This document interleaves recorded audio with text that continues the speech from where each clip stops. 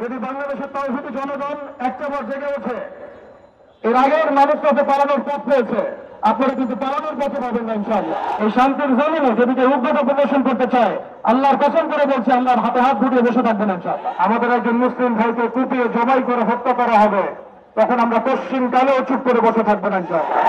সম্মানিত উপস্থিতি, আপনারা সকলে অবগত আছেন আজকে কি উদ্দেশ্যে আমরা এখানে একত্রিত হয়েছি।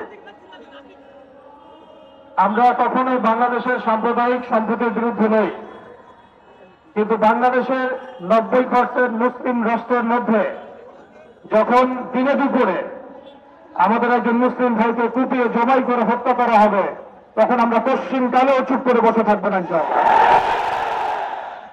আমরা সর্বপ্রথম আমাদের প্রশাসন, সরকার এবং ঊর্ধ্বতন কর্তৃপক্ষকে বিনয়ের সাথে অনুরোধ করতে চাই, এই সন্ত্রাসী সংগঠন ইসকনকে অনতি বিলম্বে বাংলাদেশের মাটি থেকে বহিষ্কার করতে হবে।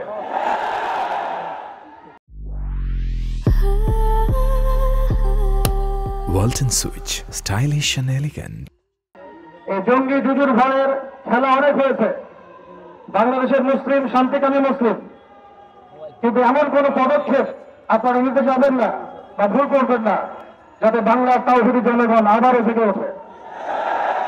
আমরা আল্লাহর কসম করে বলছি, যদি বাংলাদেশের তাওহীদি জনগণ একটাবার জেগে ওঠে, এর আগের মানুষরা যে পালানোর পথ পেয়েছে, আপনারা কিন্তু পালানোর পথে পাবেন না ইনশাআল্লাহ।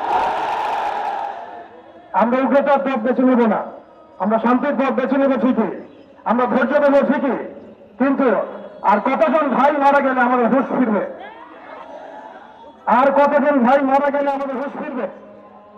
আমরা আমাদের ঊর্ধ্বতন কর্তৃপক্ষদের বিনয়ের সাথে অনুরোধ করব, যারা দিনে দুপুরে আমাদের মুসলিম ভাইদেরকে এভাবে রাস্তার মধ্যে কুপিয়ে হত্যা করেছে, জবাই করেছে, এরকম নৃশংস শয়তানি এবং সন্ত্রাসী কর্মকাণ্ডের তীব্র নিন্দা এবং প্রতিবাদ জানানোর পাশাপাশি আমরা এর উপযুক্ত বিচার দাবি করি।